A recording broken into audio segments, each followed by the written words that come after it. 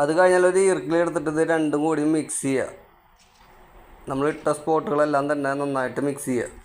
നമുക്ക് പുറത്ത് വെച്ച് മിക്സ് ചെയ്യേണ്ട കാര്യമില്ല, ഈ ചാനലിൻ്റെ മുകളിൽ ഇട്ട് തന്നെ നമുക്ക് മിക്സ് ചെയ്യാവുന്നതാണ്.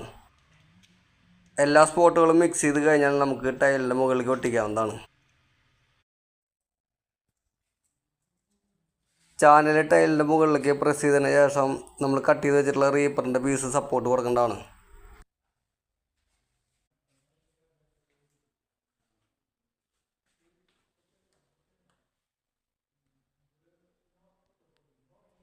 ഇങ്ങനെ തന്നെ എല്ലാ ചാനലുകളും എറാൾഡേറ്റിൽ ഒട്ടിക്കണം.